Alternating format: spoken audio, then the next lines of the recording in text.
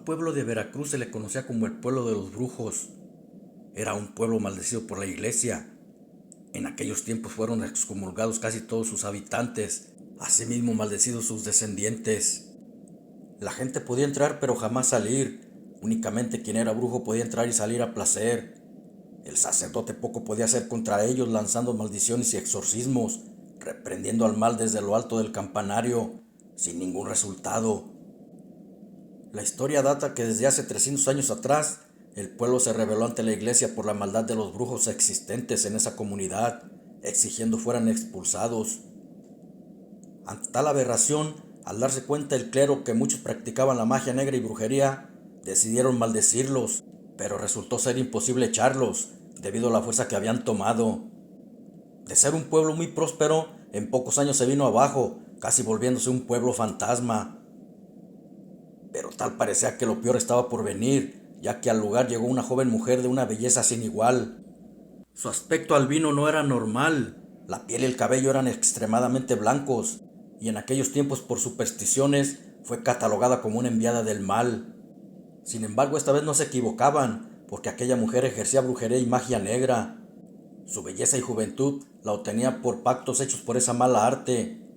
Se llamaba Ana, y con su llegada todo el pueblo cambió, pues se apoderó de la voluntad de muchos lugareños, haciendo que el pueblo cayera en la más cruda pobreza.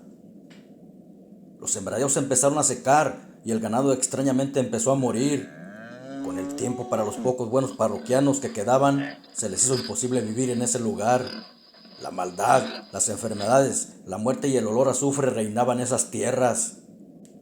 Un día misteriosamente el párroco desapareció, e hicieron creer que por miedo había huido, pero todos sabían que era mentira. Ellos con su maldad lo desaparecieron, debido a que les estorbaba porque mucha gente lo seguía. Además evitarían que les pudiera hacer daño con sus conjuros y maldiciones, y también para poder apoderarse de la iglesia, ya que al ser un recinto sagrado, el demonio estaría más satisfecho con esto. Así lo tendría más contento, siendo sus reuniones mucho más escalofriantes. A los brujos les gustaba hacer sacrilegios y utilizaron la iglesia como su guarida. Empezaron a reunirse en ese lugar sagrado para que sus conjuros fueran más poderosos por ser un recinto de Dios. Iban brujos de otros lugares, quienes eran invitados por aquella extraña mujer. Cada viernes de luna creciente era el día elegido para sus reuniones, ya que según ese ciclo lunar se alineaba con el día y les daba más poder. Después de la primera campanada nadie salía, porque significaba que las ánimas y demonios andarían libres, en pena entrando por el portal que la bruja albina abriera para causar terror y así someter a los aldeanos. Y si por algún caso se encontraban a alguien en su camino, sufriría un castigo, con las cosas más aberrantes que se pudieran imaginar en ese entonces. Sus males podían causar estragos con enfermedades incurables, causando la peor de las muertes. Mala suerte, locuras y desapariciones entre muchas más. Eso habían hecho con una humilde familia, al no permitir que se llevaran a uno de sus bebés para un sacrificio, y fueron desaparecidos. Nunca volvieron a saber de ellos. Los lugareños encerraban el poco ganado que les sobrevivía y a su familia. Al escuchar las campanadas atrancaban su puerta por dentro y ya no salían para nada.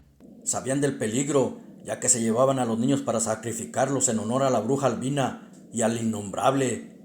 Con sus ritos y misas negras, en el transcurso de la noche se suscitaban fenómenos inexplicables, con apariciones fantasmales, lamentos, gritos espeluznantes, o demonios recaudando almas que ellos ofrendaban para obtener los favores del oscuro. El miedo aumentaba cuando alguno de los cuerpos era encontrado en algún camino. Ellos mismos lo dejaban a propósito, para que fueran encontrados secos, con un ricto de terror en su rostro y con ellos causar pánico. Luego se preparaban brujos y brujas para un aquelarre, donde se permitía todo tipo de aberraciones, al cual la invitación era de dos formas. La primera era por medio de un enorme sapo. El animal croaba 3 días antes del día elegido. Los brujos lo tomaban apretándolo y lo pisaban hasta que el sapo vomitaba un líquido verdoso, muy apestoso y viscoso, el que con mucho cuidado recolectaban. Después lo preparaban mezclando otros ingredientes y por medio de un ritual hacían una pócima para luego usarla como ungüento. Acto seguido le salían plumas y sus manos se hacían alas. De la boca les brotaba el pico y sus patas se convertían como de guajolote. Luego se elevaban y empezaban a volar al lugar del aquelarre, en la iglesia donde sería la reunión. La otra forma era por el sonido de las campanadas, que nadie escuchaba, solo los brujos. No obstante, la última campanada era como un hechizo al cual se escuchaba a muchos kilómetros de distancia, que únicamente oían quien era hechicero malo, y al ser emitidas se empezaban a transformar en bolas de fuego, otros en animales, y se trasladaban volando por el monte. Una vez que todos estaban reunidos, comenzaba el aquelarre en sus formas básicas, con ritos de presentación entre danzas, cantos, hechizos y conjuros. Así se hacía presente el amo del Averno, Lucifer, a quien se le recibía con el beso negro, que consistía en besar su trasero como una postura de respeto, veneración entre danzas, cantos, orgías y sacrificios humanos. Pero si alguien nombraba a Jesús, o si tan solo pensaba en él, fuese miembro o no del aquelarre, todo desaparecía, y Lucifer no podía aparearse con la elegida para recibir más poder, teniendo como consecuencia el sacrificio de aquella persona que había nombrado a Jesús. Ya cuando se consumaba el gran aquelarre, al amanecer volvían a casa muy satisfechos y con más poder, otorgado por su amo al haberle servido. Un día al pueblo llegó una anciana de origen desconocido. Su mirada era tosca, penetrante y dura. Su rostro no denotaba ninguna expresión. Parecía no temerle a nada ni a nadie.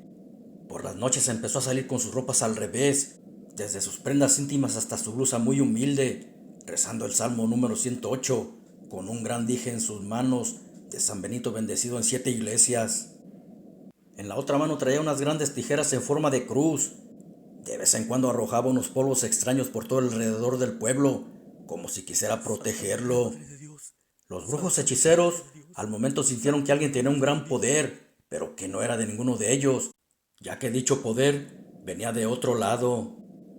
Al parecer, ellos habían perdido fuerza sin saber por qué. También se dieron cuenta que no podían salir del pueblo. Algo se los impedía y sintieron miedo.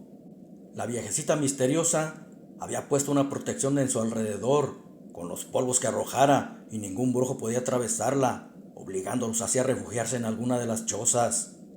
Lo que la anciana quería era que no pudieran escapar y poder terminar con aquel mal que predominaba el pueblo, guiado por una bruja perversa. Así empezaría una lucha de poder a poder, con hechizos elementales, unos ejercidos por el mal y otros por la sabiduría de una viejecita que se le había otorgado el don para erradicar el mal, donde solo sobreviviría el más poderoso.